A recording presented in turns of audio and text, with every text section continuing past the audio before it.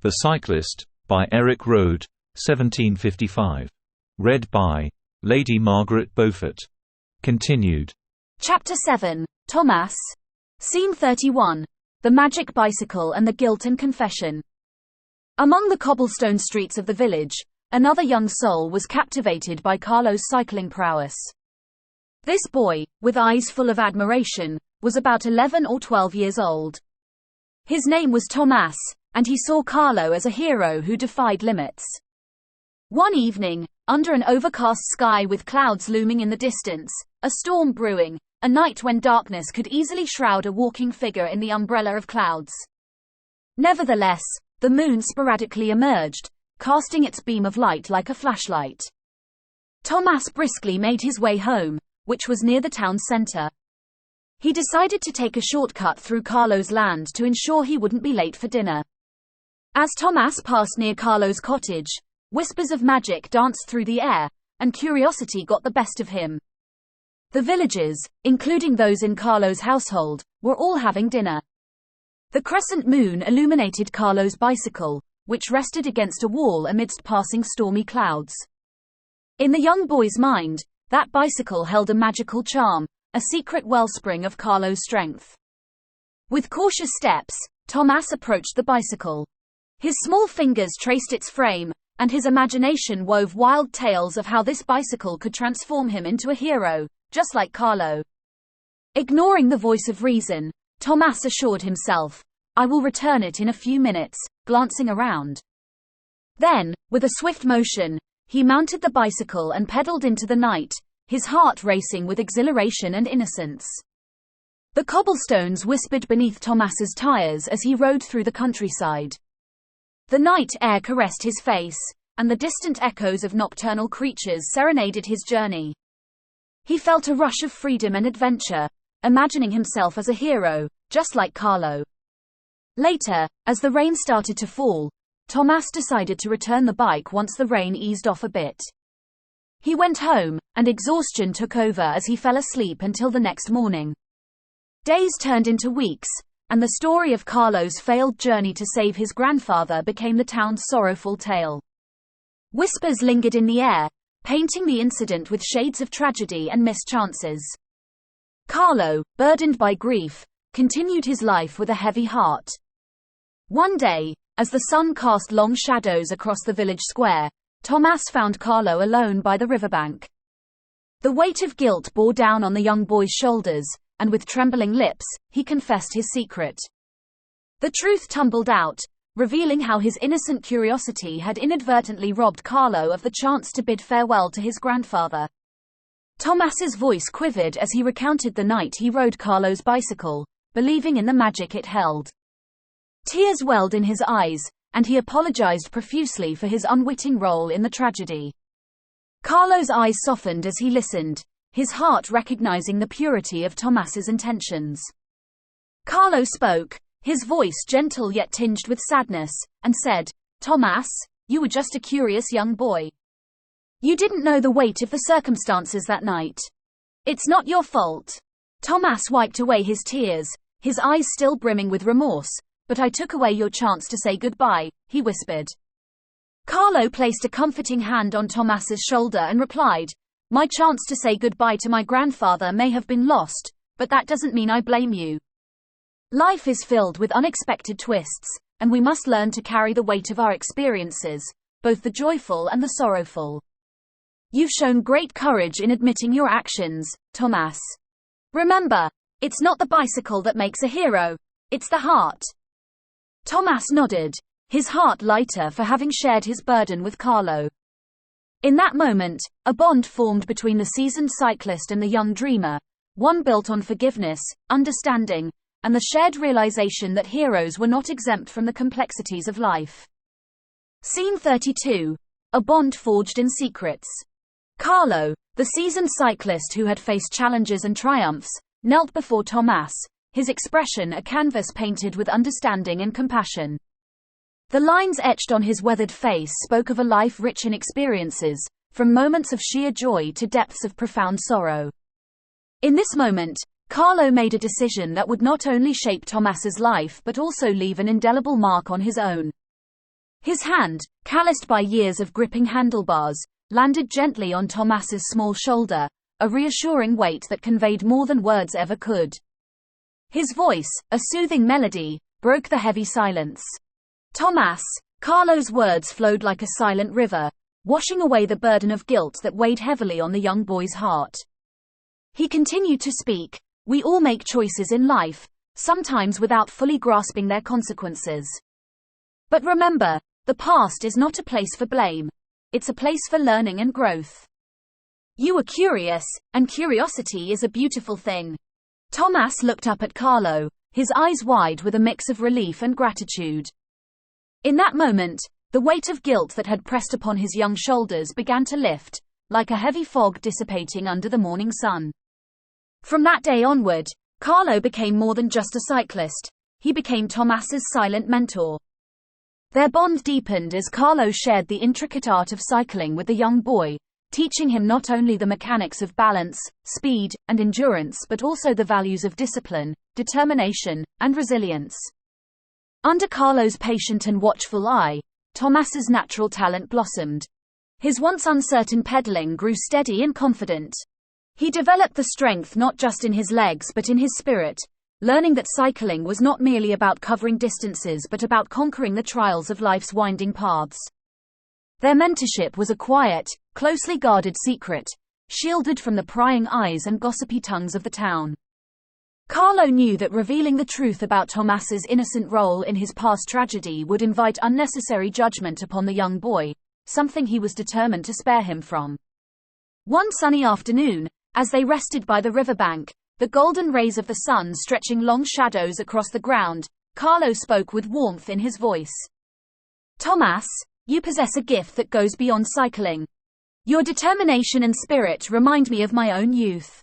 Tomas's face lit up with pride at Carlo's words, his heart swelling with a profound sense of belonging and purpose. He replied earnestly, "Thank you, Carlo. I want to be as skilled as you one day." Carlo chuckled warmly, a sound that resonated with both approval and affection, and replied, "Tomas, you already have the heart of a true cyclist. With time, practice, and unwavering determination, your skills will match the greatness of your spirit." And so, their clandestine mentorship continued, hidden beneath the surface of the village's daily life but thriving in the shared moments of guidance and growth. In Tomas's eyes, Carlo was not just a hero on a bicycle. He was a hero of the heart, teaching him that even in the face of adversity, one could find the strength to forgive, to learn, and to pedal forward with unwavering resilience. Scene 33. From a small town to European glory. As time flowed onward, Tomas's fascination with the bicycle transformed into an unassailable talent. He no longer confined himself to the cobblestone streets of their village but ventured further afield, entering regional cycling competitions that left spectators in awe. The villagers, who had once watched Tomas wobble on two wheels, now marveled at the young man who pushed boundaries and achieved new heights. Yet, Tomas's journey didn't culminate within the village's borders. It was merely a stepping stone to something far more grandiose. He embarked on a path that led him to the illustrious stage of European cycling competitions. Guided by Carlo's sage wisdom and nurtured by the silent bond they shared, Tomas overcame every challenge with unyielding determination, ultimately emerging as the Italian cycling champion. The village, once a place where whispers of magic and tragedy hung heavily in the air, was now filled with a resounding chorus of pride. Carlo, the seasoned cyclist who had pedaled through life's tempests, and Tomas, the once curious boy who had grown into a cycling sensation, stood as living symbols of unity and triumph. Their shared journey, built on hidden truths and mentorship, stood as a powerful testimony to the resilience of the human spirit, the boundless well of compassion, and the enduring strength of connections that transcended even the darkest of secrets. One crisp morning, they stood by the river, the place where their mentorship had quietly blossomed. Carlo's weathered face, lined with experiences that spoke of both joy and sorrow, radiated a sense of profound pride. "Tomas," he began, his voice a soothing balm to the young man's heart, "you've not only become a true cycling champion but a champion in life itself. Your journey is an attestation to what one can achieve with determination and heart. Thomas couldn't help but grin, his Italian cycling championship trophy glinting in the brilliant sunlight. He replied, "I owe it all to you, Carlo. You taught me that even when life throws you off balance, you can find your way back on track." Carlo's eyes twinkled with pride and wisdom. He added, "Always remember, it's not just about the races you win, but the lives you touch along the way. Keep pedaling, my boy, and may your wheels carry you to even greater heights." Their words, spoken beside the glistening river, echoed into the distance, serving as a monument to the enduring bond between mentor and mentee, between a seasoned cyclist and a rising star. Scene 34, the race. Carlo returned to town and left Thomas sitting by the river. As Thomas sat by the tranquil river, gazing at his Italian championship trophy, he found himself immersed in a flashback memory of his rigorous training journey, which had set the stage for his eventual triumph. Those early mornings, etched in stone, became the foundation of his cycling prowess. Training began at 4 a.m., before the fields demanded their attention. With only one bike between them, Carlo and Thomas crafted a unique routine. Thomas, to himself, said, "Every dawn, every pedal stroke, it counted." Carlo, the mentor and father figure, picked up Thomas each day. Together, they embarked on different routes, navigating varying elevations. Thomas jogged alongside Carlo cycling, pushing himself to the limits. Carlo, encouraging, told Thomas, "You've got the heart of a champion, Thomas." Months of dedicated training passed, and Carlo decided it was time for Thomas to test his mettle in the school's monthly bike race. Most competitors were older, but Thomas was undeterred. Thomas, determined, replied, "I'll give it my all, Carlo." In his debut race, Thomas secured a remarkable third-place finish, igniting a spark of hope and determination. Months rolled on, and Thomas started outpacing older competitors in the monthly school races, much to Carlo's pride. Carlo, beaming with pride, said, "You're making a name for yourself, Thomas." After a year of unwavering training, Carlo set his sights on a regional bike race. He not only imparted physical skills but also tactical tricks to outsmart opponents under the table. Thomas absorbed this knowledge eagerly. Thomas, curious, responded, "Carlo, tell me more about these tactics." In his first regional competition, Thomas encountered adversity when he injured his ankle before the race. Nevertheless, he persevered, securing a commendable fifth-place finish. Thomas, gritting his teeth, talking to himself, said, "I won't let anything stop me." Their training now had a clear objective: to conquer the Rome Cycling Championships. Thomas pushed himself to the limits, focusing on endurance and strength. 3 years of relentless training passed. Thomas, reflecting, said to himself, "I've come so far." Thomas underwent a significant physical transformation, gaining nearly 2 feet in height, which bolstered his physique for the challenges ahead. Thomas, feeling powerful, said, "I've grown into this sport." The day of reckoning arrived as Thomas and his entourage boarded a train bound for Rome.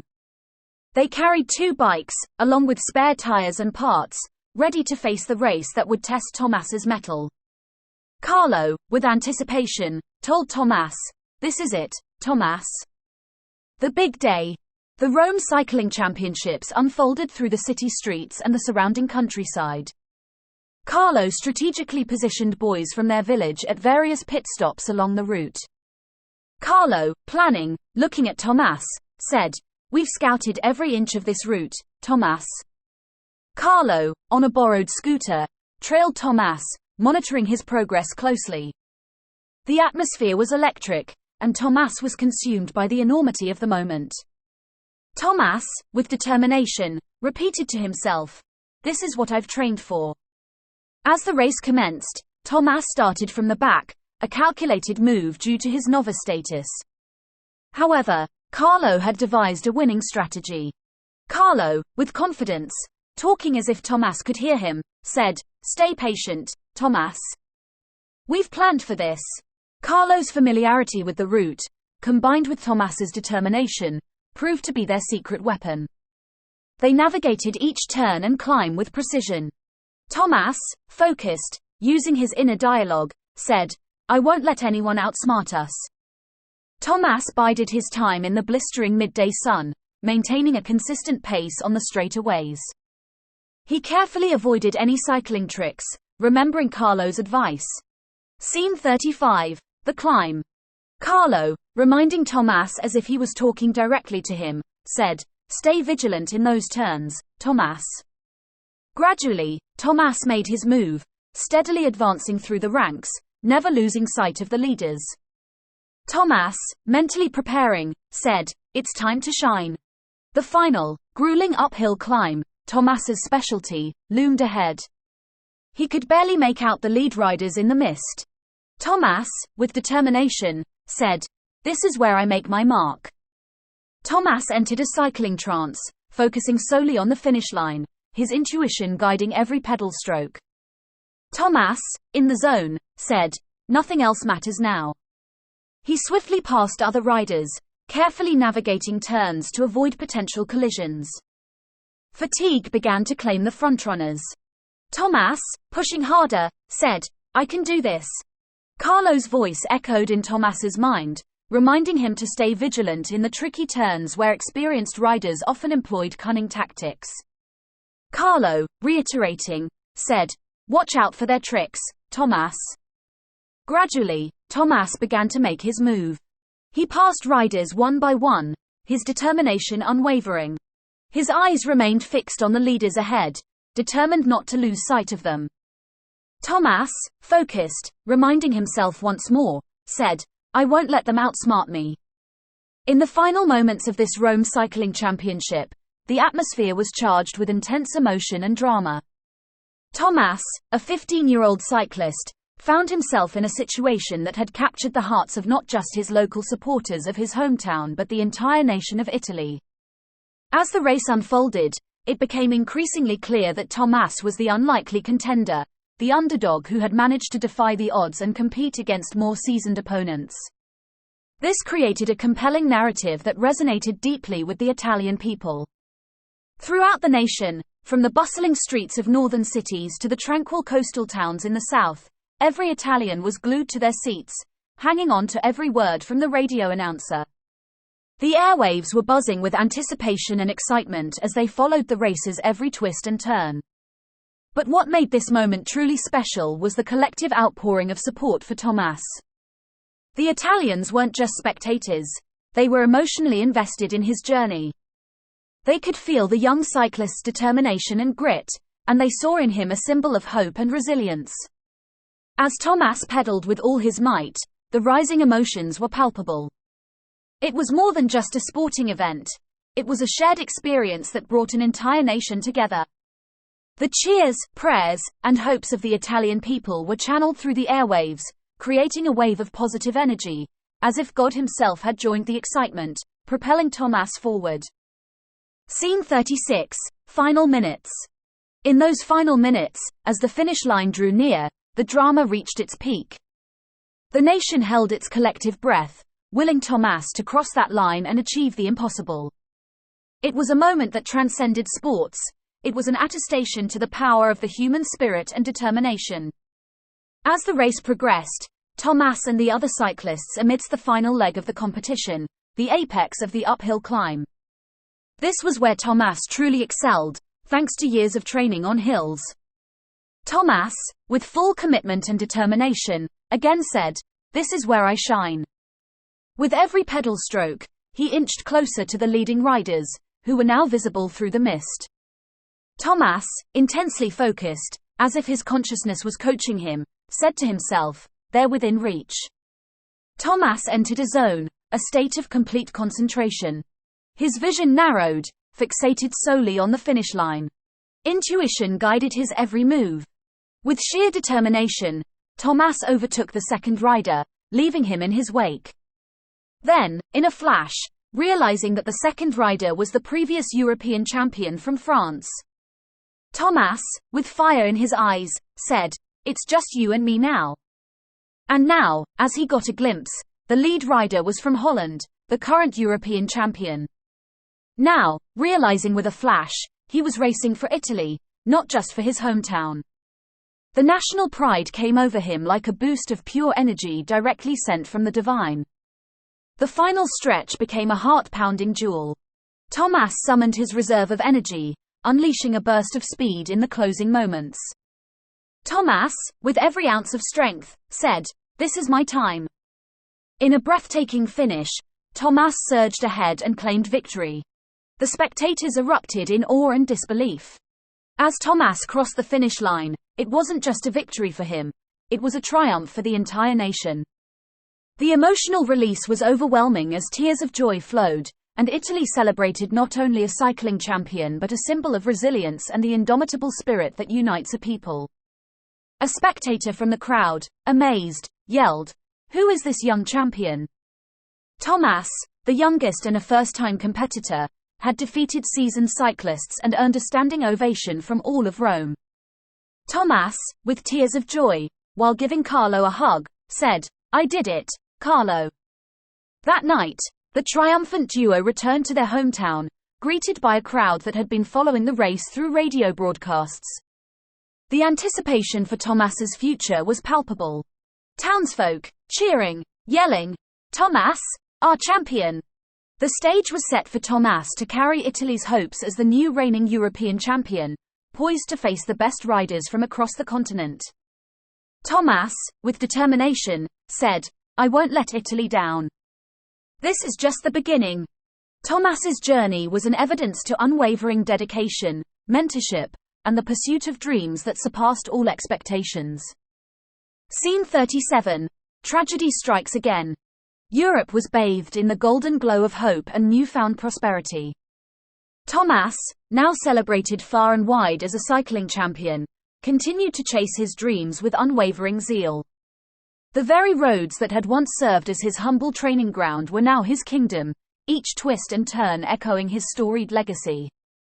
On this particular fateful day, the sun hung high in the sky, casting long shadows across the picturesque countryside. Thomas, clad in his cycling attire, mounted his bicycle with the same unbridled enthusiasm that had always defined him. The wind, carrying the scent of blooming wildflowers, whispered promises of victory in his ears.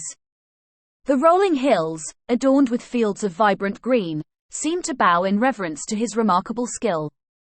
But fate, that capricious mistress of life's grand tapestry, had a different plan in store.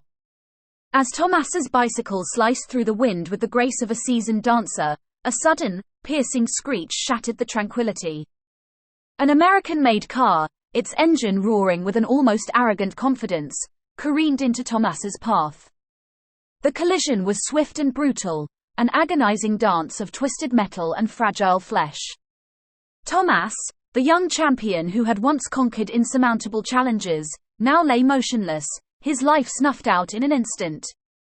The bicycle, which had been his loyal steed through countless victories, lay mangled beside him. Amidst the chaos, a stunned and horrified hush descended upon the scene. The American tourist, dazed and disoriented, stumbled out of the car, a stark contrast to the vibrant and confident young cyclist whose journey had been so tragically cut short. The Cyclist, by Erik Røde, 1755. Read by Lady Margaret Beaufort.